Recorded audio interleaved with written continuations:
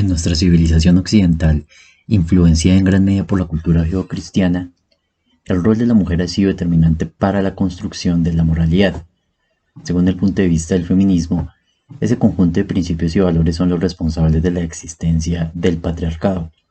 A partir del mito del Edén, encontrado en la Biblia, la simbolización de la mujer como representante del pecado original y sus consecuencias ha sido referido por el feminismo como una expresión de estigmatización y misoginia, así como de fundamento para la consolidación de la dominación del hombre hacia la mujer, el mismo que se encarga de expedir normas jurídicas y un aparato judicial que atentan contra la dignidad de la mujer. Luego de la publicación de mi investigación sobre la teoría del feminicidio y su impacto en la vida e integridad de las mujeres en Colombia, a través del cual expuse la realidad y los resultados de la perspectiva de género en materia de seguridad de las mujeres durante el año 2023, en esta ocasión nos convoca un acontecimiento de vital importancia para los valores de la libertad. Se trata de una propuesta feminista relacionada con la creación de una nueva jurisdicción especializada para las mujeres, tal como se planteó en Argentina. Un caso concreto para analizar todos esos planteamientos teóricos y su manipulación por cuenta de los intereses políticos es el presente. ¿Se trata del pago de una deuda histórica o un medio para generar abuso? Para saber lo que es y no se pierda los detalles del análisis de la iniciativa legislativa de la izquierda que supuestamente le hace oposición al gobierno de Gustavo Petro. 1. Exposición de los fundamentos presentados en la ponencia de primer debate en la Cámara de Representantes. El proyecto de acto legislativo 407 de 2024, radicado por la representante Adriana Carolina Arbeláez del Partido Cambio Radical el día 20 de abril del año en curso, para su primer debate en la Cámara de Representantes, fue asignado el pasado 30 de abril, según la página oficial del Congreso de la República de Colombia. Como sustento de la exposición de motivos, se cuenta con el texto del proyecto de acto legislativo, el video donde aparecen las declaraciones de la ponente efectuados durante el debate y el texto de ponencia para primer debate en el que aparecen mayores detalles de los que se encuentran en las declaraciones de la ponente. Estos elementos son más que suficientes para poder sacar una conclusión rigurosa de cara a los datos. En primera medida, en aras de tener una noción básica de la iniciativa, escuchamos la exposición de la congresista ponente. Y yo simplemente quiero, señor presidente, rápidamente contarles de qué se trata esta iniciativa, que repito, convoca a todas las mujeres de todas las regiones y de todos los partidos en la Cámara de Representantes. Y es la necesidad de reformar el artículo 116 de la Constitución Política, donde se crea una nueva jurisdicción, una justicia especializada para las mujeres. Quiero decir que ya hay un marco comparativo con otros países que han adoptado ya una justicia especializada, que han avanzado en materia de acceso a la justicia para las mujeres. Y quiero poner rápidamente como referente Ecuador, Perú, Argentina, España. Muchos son los países que tienen hoy una justicia especializada para las mujeres, en los cuales podemos tener casos también de éxito. Es un proyecto que tiene todo el respaldo del Ministerio de Justicia, que nos ha acompañado, por supuesto, en mesas de trabajo para mirar cómo logramos sacar adelante esta iniciativa.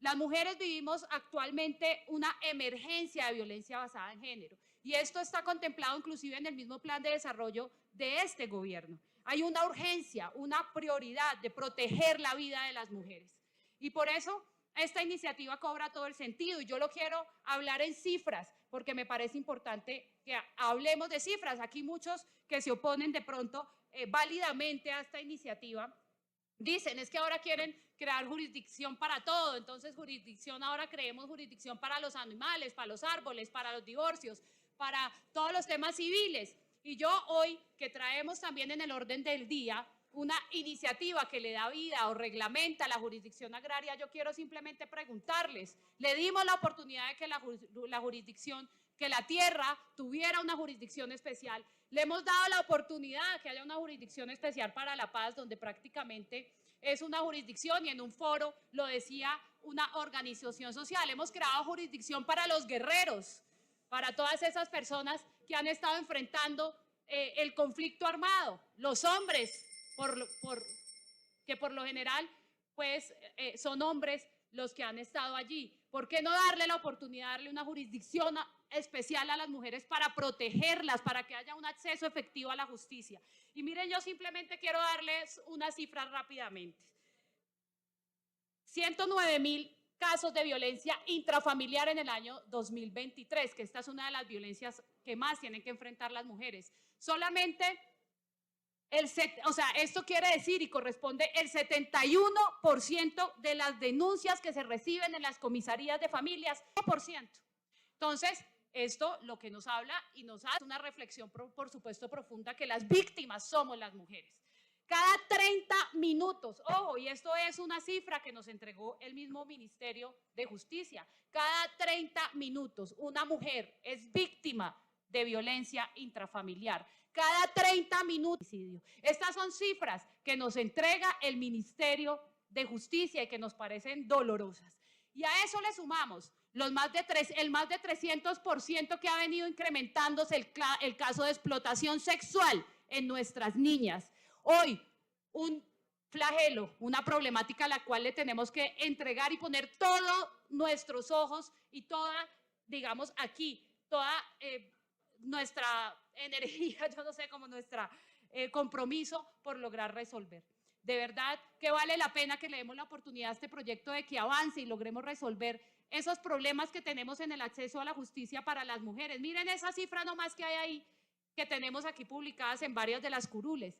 61.657 víctimas de delitos sexuales, solamente el 3.4% de esos delitos se ha logrado que llegue a esos casos que lleguen a una ejecución de penas. Y eso es prácticamente las cifras que tienen en materia de impunidad todos los delitos de violencia contra la mujer. Miren esto que habla sobre el feminicidio. Si ven ustedes esta torta, si ven los colores, el color naranja es lo que termina en juicio. Solamente el 36% de los casos terminan en juicio. O sea que tenemos una impunidad en feminicidio casi del 70% que continúan en una etapa de indagación casi la mayoría de estos procesos. También, miren el de las mujeres. El color naranja es lo que habla de los delitos sexuales contra las mujeres. O sea, el 74% están en la impunidad.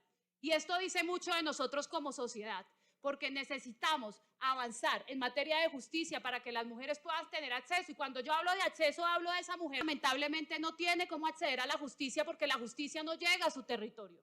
Porque para poder denunciar a su agresor, tiene que movilizarse por horas para poder poner una denuncia. Y aquí tenemos, básicamente, pues algunos casos también de subregistros que yo quiero también traer aquí rápidamente como presente.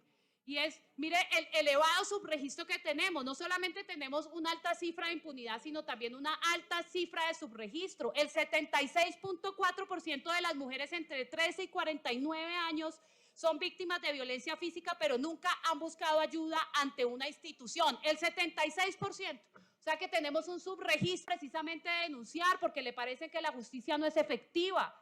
Y entonces aquí traemos unas reflexiones y yo pues lamento que de pronto pues no vayamos a tener el quórum para pasar esta iniciativa importante y le respondamos a las mujeres porque de verdad necesitamos un compromiso para poder tener una agenda abierta, porque ya hay muchas mujeres que han hecho agenda en sus territorios para tener audiencias, para que sigamos y continuemos con los foros, para que convoquemos a la rama y precisamente encontremos cuál es la solución, independientemente del resultado. Yo sé que tenemos un reto enorme y es lograr pasar los 4 debates de aquí al 20 de junio, pero ¿por qué entonces no abrimos una discusión franca con la rama judicial? ¿Por qué no abrir una discusión permanente sobre entonces cuál es la solución para que estas mujeres no sigan en la impunidad?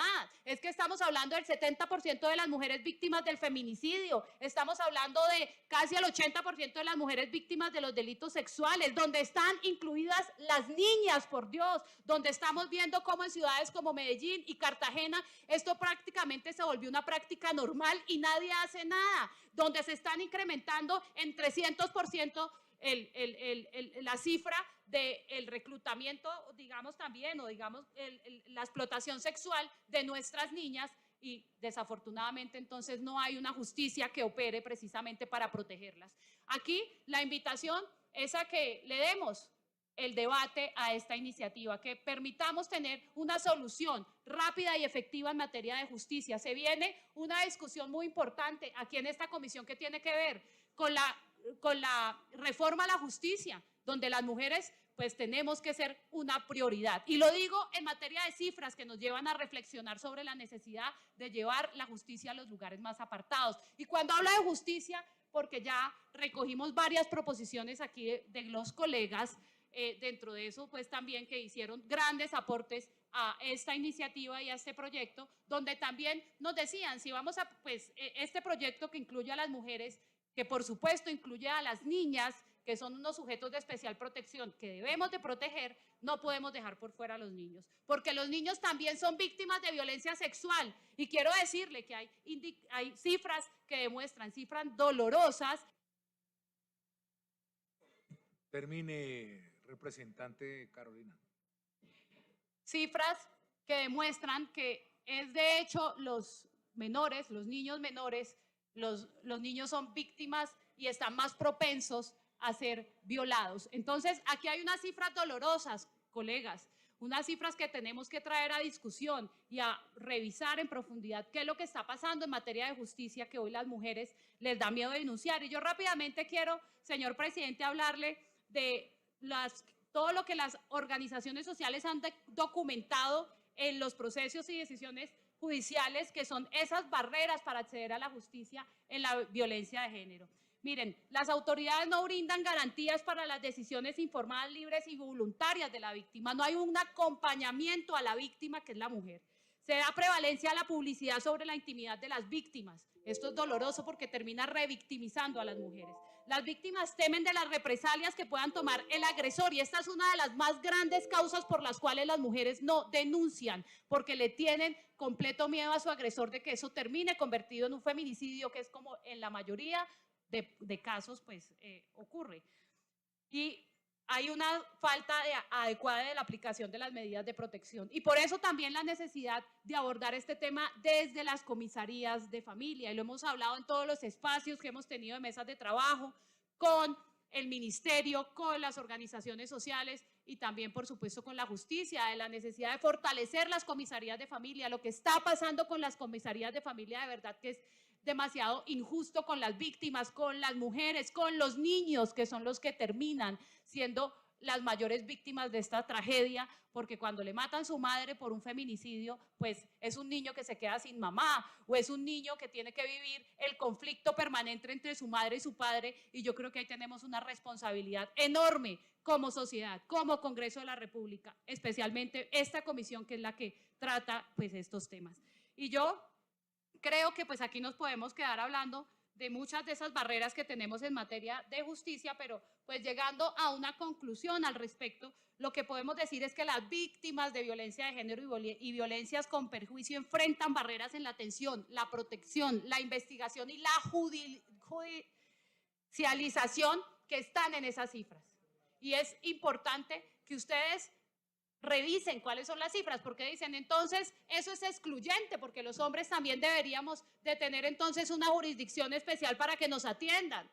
No, es que estamos hablando aquí de una impunidad en las mujeres del 80%, que son las que más necesitan en estos momentos tener una justicia que opere y que permita que por supuesto les resuelva su caso, que la proteja y que no llegue pues a ser asesinada precisamente por su condición de género. Una respuesta integral que no debe centrarse exclusivamente en las etapas de investigación o de judicialización, sino que debe apuntar a un soporte pleno con enfoque de género, donde también pues haya un trabajo interseccional para las víctimas. Y pues lo anterior y es de pensar que una justicia especializada en violencia de género y por perjuicio que implica y que crea, articula los juzgados especializados, esos cuerpos de investigación especializados y los programas de atención y protección especializados, entre otros. Esto es un proyecto que tiene todo el visto bueno del Ministerio de Justicia, y quiero decirlo y agradecerle, por supuesto, al ministro, que fue el primero que se montó en esta iniciativa, que creyó en esta iniciativa y que nos dio el espaldarazo para sacarla adelante. Andrés, ahí lo veo sonriente.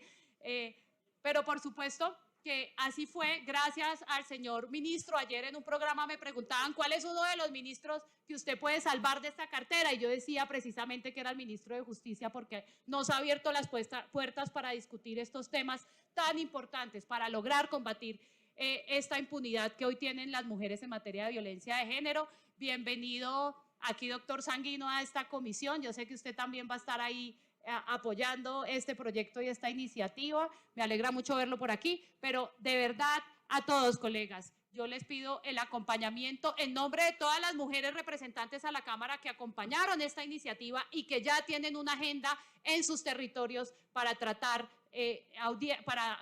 convocar audiencias sobre este tema. Gracias a todos, señor presidente, y yo con esto termino la intervención.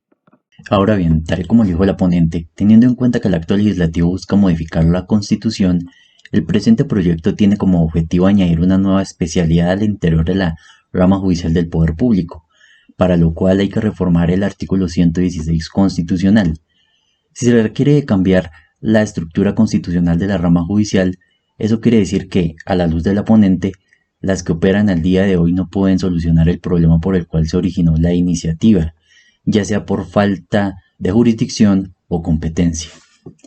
En tal sentido, así como lo señala el artículo 3 de la propuesta, esta nueva jurisdicción tendría las siguientes características. Abro comillas. La Jurisdicción Especial para la Mujer es una jurisdicción autónoma con competencia exclusiva y preferente para conocer de manera prioritaria los casos en los cuales las mujeres hayan sido víctimas de conductas que les ocasionen daño, directa o indirectamente por razones de género. Su creación tiene por objeto asegurar una administración de justicia especializada y efectiva para proteger los derechos de las mujeres y promover la igualdad de género en la sociedad a través de acciones afirmativas y justicia restaurativa, adoptando decisiones que otorguen plena seguridad jurídica.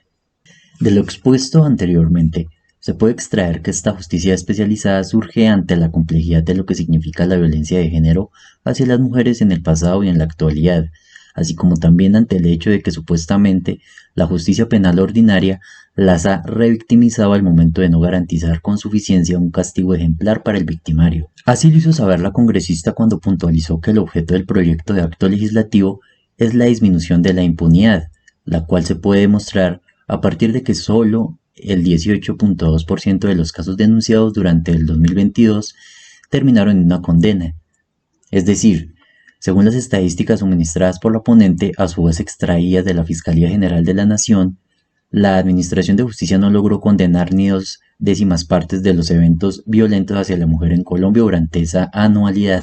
Usa como argumento para sustentar la existencia de un presunto crecimiento de la violencia hacia la mujer el aumento paulatino de los llamados feminicidios en todo el territorio nacional desde el año 2020 hasta el mes de febrero del año 2024. Sobre este aspecto, citados fuentes, al ente acusador y al Observatorio Colombiano de Feminicidios. Con respecto al primero, refiere que en dicho periodo de tiempo hubo 322 casos. Frente al segundo, asegura que en tales casos se presentaron 2.397. Finalmente, pone de manifiesto que los datos sobre violencia en la pareja arrojados por Medicina Legal establecen que, entre el 2020 y el 2023, el porcentaje de veces en que el hombre era el agresor corresponde a una proporción de 87% a 13%, en comparación con las mujeres. De ahí justifica que se debe crear la Jurisdicción Especial para la Mujer, la cual debe contar con jueces encargados de investigar, sancionar y reparar los casos de violencia de género ocurridos en Colombia. 2. Crítica del proyecto de Justicia Especial para la Mujer. Una vez enunciados los argumentos enarbolados por la representante Carolina Arbeláez y otras congresistas que apoyaron la iniciativa legislativa, es preciso ahora analizar su conveniencia para el país. Como ya se había mencionado previamente, la impunidad y la igualdad de género fueron los argumentos usados por el feminismo para querer legitimar la creación de una jurisdicción especial para la mujer colombiana. Sin embargo, ¿qué debemos entender por enfoque de género? ¿Cuál es la manera correcta de entender la impunidad en un contexto judicial? Desde una perspectiva rigurosa, la respuesta a estas incógnitas encuentra respaldo tanto en la teoría como en los datos concretos. Por eso es necesario referirse a cada uno de ellos de manera completa. Primeramente, en cuanto a lo relacionado estrictamente con la situación de seguridad de las mujeres, El enfoque de género es ese conjunto de garantías jurídicas establecidas en favor de personas del sexo femenino, las cuales comprenden un aspecto positivo y negativo. Por una parte busca la igualdad de género entre hombres y mujeres y por otra propende por la mitigación de la violencia de género. Con respecto a la igualdad de género como aspecto positivo de dicho enfoque, cabe aclarar que es un concepto imposible de entender sin un adecuado conocimiento histórico sobre el rol de la mujer en la sociedad. No existe ninguna ideóloga del feminismo que no haya abordado el pasado para motivar una mayor igualdad de género. Si se parte de la etiología de la palabra igualdad, al menos en lo político, hay que remitirse al contexto de la Revolución Francesa, pues ello era la segunda consigna con la que se levantó el ideal de una nueva sociedad desde el siglo XVIII, creando así la primera ola del feminismo o feminismo liberal. Poco después, en la primera mitad del siglo XIX, la igualdad tomó otra forma bajo la ideología socialista. Friedrich Engels, en su libro llamado El origen de la familia, la propiedad privada y el Estado, endilgaba a la propiedad privada la razón principal de la opresión hacia la mujer, fundando así la segunda ola del feminismo o feminismo marxista.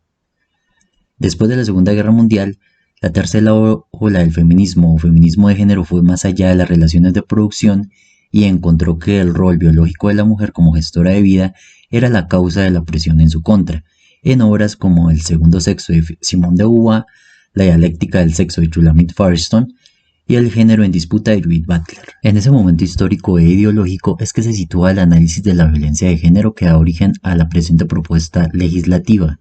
Aunque todavía no se podría hablar de feminismo postmoderno o postfeminismo, en los círculos intelectuales de tal corriente ya empieza a haber una relativización del concepto de mujer, equiparándola con el de víctima. Ese fue el caso de la obra de Diana Russell y su teoría del feminicidio, al momento de señalar que las agresiones a las mujeres se dieron por tal condición, es decir, por el hecho de ser mujer.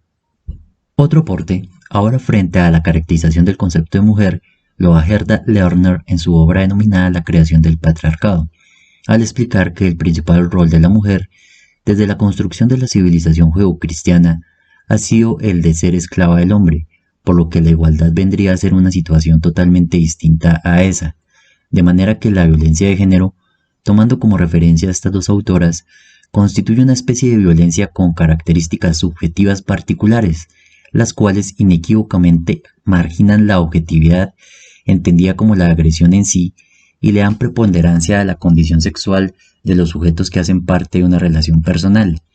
Toda agresión que provenga de un hombre y vaya dirigida en contra de una mujer es violencia de género desde ese punto de vista. En concordancia con lo anterior, dicho marco teórico ha sido recogido por diversas normas internacionales sobre protección a la mujer, tales como la Resolución 34-180 de 1979 y la Resolución 48-104 de 1994. El que tiene que ver directamente con el contexto latinoamericano es la Convención Interamericana para Prevenir, Sancionar y Erradicar la Violencia contra la Mujer, adoptada en Belém do Pará, Brasil, el 9 de junio de 1994.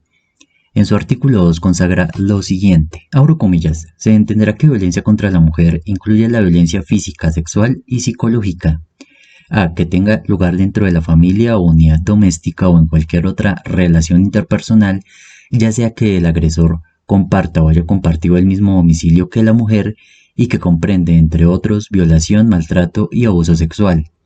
B. Que tenga lugar en la comunidad y sea perpetrada por cualquier persona y que comprende, entre otros, violación, abuso sexual, tortura, trata de personas, prostitución forzada, secuestro y acoso sexual en el lugar de trabajo, así como en instituciones educativas, establecimientos de salud o cualquier otro lugar. Y C. Que sea perpetrada o tolerada por el Estado o sus agentes, donde quiera que ocurra. Cierro comillas. Obsérvese claramente que en dicho instrumento interamericano se aborda la violencia en contra de la mujer y no se habla en ningún momento de violencia de género. ¿Esto significa que implican lo mismo? Para la izquierda progresista, este aspecto es baladí porque hacen referencia a un mismo fenómeno. Sin embargo, en términos legislativos, la variación de una palabra puede alterar completamente no solo el significado legal, sino también los resultados prácticos. En tal sentido, la diferencia entre violencia de género y violencia hacia la mujer es tan esencial como la diferencia entre género y sexo, partiendo de que lo primero se desarrolla en el ámbito de la cultura, mientras que el segundo se da en el marco de la biología. Un pilar que permita diferenciar el género del sexo es la cuestión de la mutabilidad. El género puede cambiarse, en cambio el género es inalterable. El género corresponde a los roles de los hombres y mujeres en la sociedad y el sexo consiste en las características biológicas y fisiológicas que determinan la estructura y función del cuerpo del hombre y la mujer.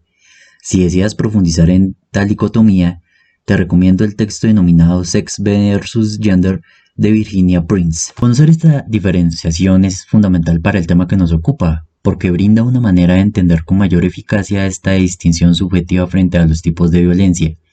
Luego de haber dilucidado la diferencia entre sexo y género, y una vez visitada la página oficial de ONU Mujeres, se encuentra que tal organización cuenta con una parte denominada Términos clave donde se encuentra definido el concepto de violencia de género y violencia hacia la mujer, así.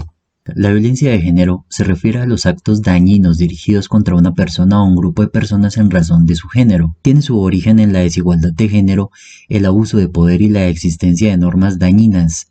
El término se utiliza principalmente para subrayar el hecho de que las diferencias estructurales de poder basados en el género colocan a las mujeres y niñas en situación de riesgo frente a múltiples formas de violencia. Si bien las mujeres y niñas sufren violencia de género de manera desproporcionada, los hombres y los niños también pueden ser blanco de ella.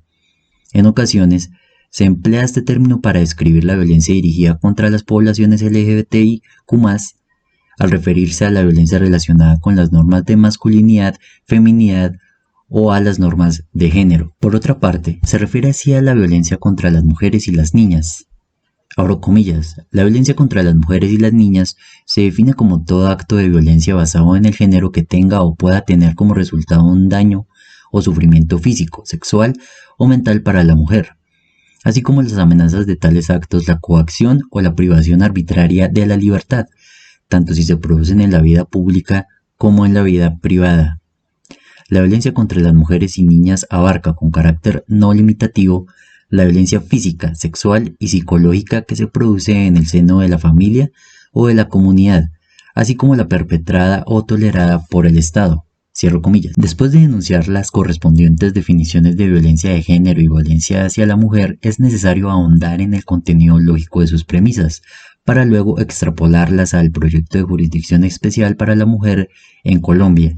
Así pues, de lo anteriormente citado es posible concluir que este órgano quiso decir que toda violencia hacia la mujer constituye violencia de género, pero no toda violencia de género constituye violencia hacia la mujer, dado que la violencia de género incluye a las agresiones y maltratos de que puede ser víctima el hombre, en razón de su identidad u orientación de género.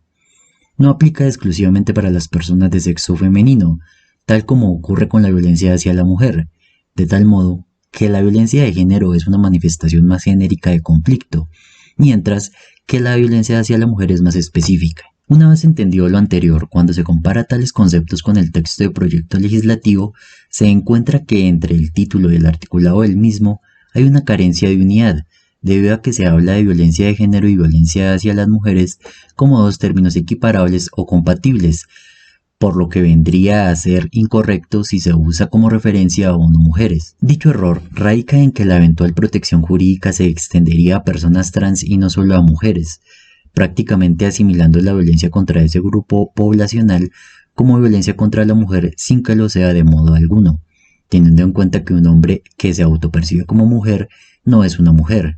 En un video anterior lo expuse de manera suficiente cuando debatía contra un progre. Te invito a verlo en el link que aparece en pantalla. Ahora bien, si se analiza la propuesta dejando de usar los conceptos de ONU Mujeres, tal contradicción no desaparece, debido a que, si se toma como referencia únicamente el concepto de violencia contra la mujer establecido en la Convención para la Prevención, Sanción y Erradicación de la Violencia contra la Mujer, regulada en el ordenamiento jurídico interno a través de la Ley 1257 de 2008, se llega al mismo resultado.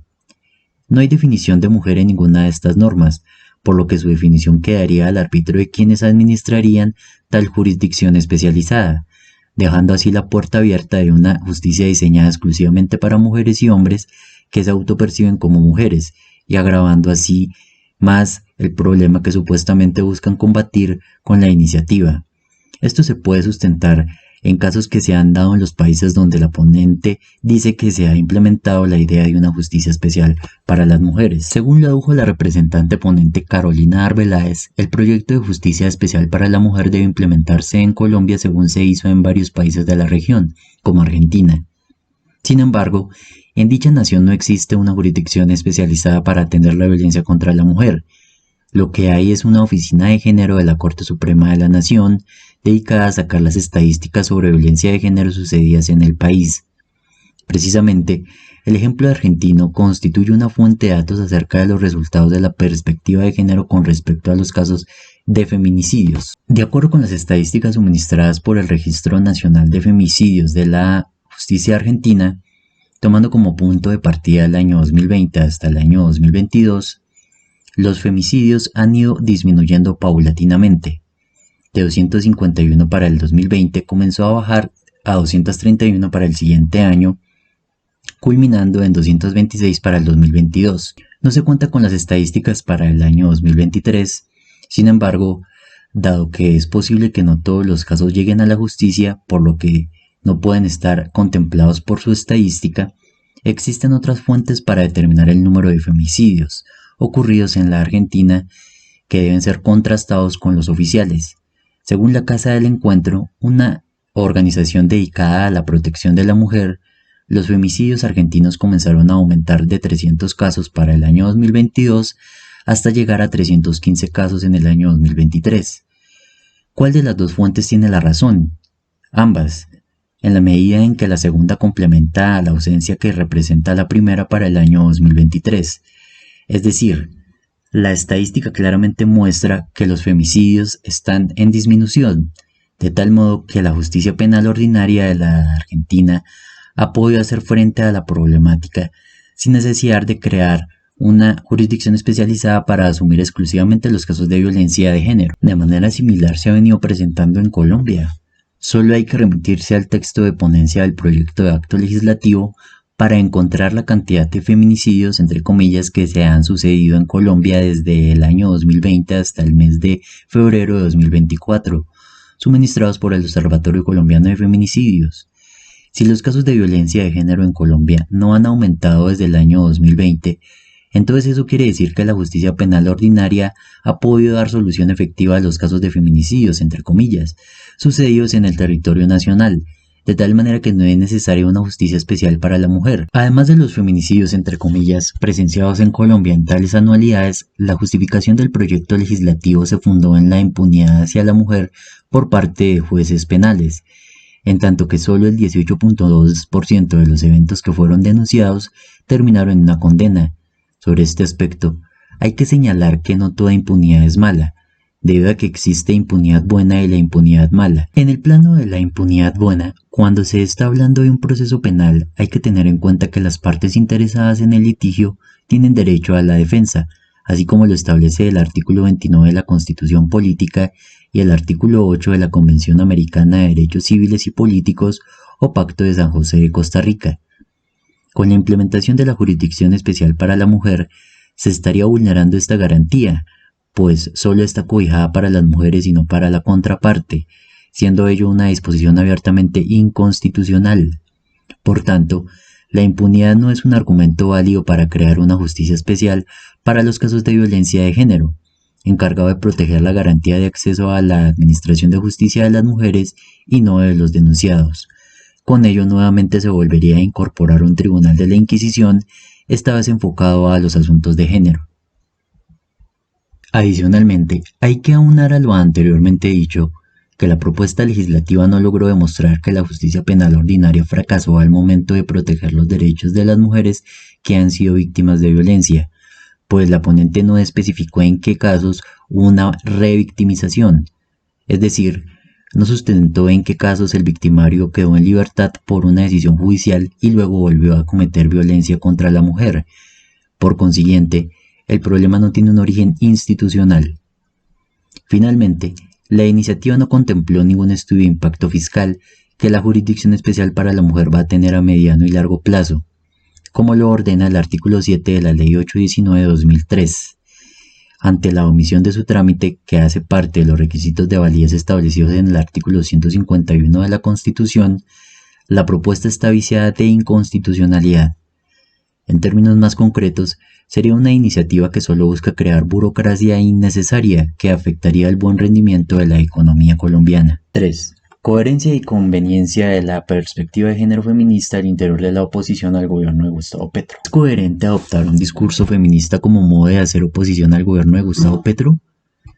Para dar respuesta a esta pregunta fundamental, es necesario separar el concepto de feminismo con las reivindicaciones en favor de la igualdad de derechos entre hombres y mujeres, por lo que es preciso hacer énfasis en el pasado de ambos aspectos y así poder comprender por qué razón se da esa ruptura tanto a nivel internacional como también en Colombia. Si quiere ahondar en dicho tema, puede redirigirse al enlace que lleva a mi video, en el que abordo con suficiencia teórica el feminismo y la igualdad jurídica entre sexos. Una vez se tiene claridad acerca de las diferencias entre ambos conceptos en lo ideológico, es posible concluir que ningún tipo de feminismo puede ser recibido por una verdadera oposición al gobierno de Gustavo Petro, pues no se trata del rechazo a que tanto los hombres como las mujeres tengan los mismos derechos naturales a la vida, libertad y propiedad, sino que se trata de un tema innegociable como la familia, institución que quedaría en completa desprotección jurídica llegado el caso esta iniciativa llegue a ser aplicada. No es coherente combatir al progresismo de Gustavo Petro con un progresismo antipetrista, entre comillas. Adicionalmente, no es conveniente políticamente acoger el progresismo como una doctrina digna de ser apoyada y aplicada en el ejercicio de la oposición al gobierno nacional.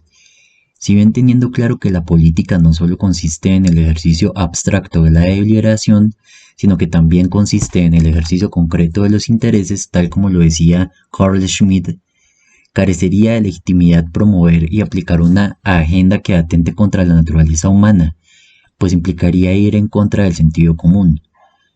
Existe la posibilidad de que tales ideologías puedan ser implantadas en la población a través del sistema de enseñanza pública. Sin embargo, estamos en un momento en el que ya se pueden constatar los efectos concretos de la teoría de género en la salud de las personas que han optado por modificar su cuerpo, tanto a nivel nacional como también internacionalmente. De modo que sería un acto impopular la adopción de la ideología feminista como discurso opositor al gobierno de Gustavo Petro, por cuanto restaría más votos de los que se ganaría en una campaña electoral. 4. Conclusión.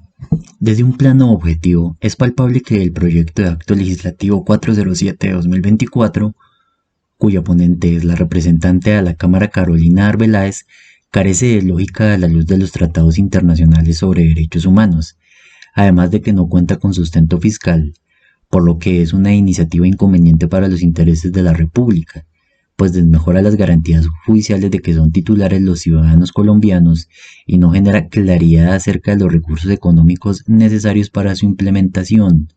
Por tanto, no debe recibir apoyo alguno. A título personal, considero que la adopción de la perspectiva de género aplicada en la violencia contra las mujeres es inadecuada, por cuanto corresponde más a los intereses internacionales de un conjunto de organizaciones sociales amparadas por ONU Mujeres que a los intereses de las familias colombianas, las cuales entrarían a estar directamente perjudicadas por los efectos jurídicos y materiales de la propuesta legislativa ya mencionada. La oposición en Colombia debe mostrar mayor altura política y cultural que la que ofrece el progresismo.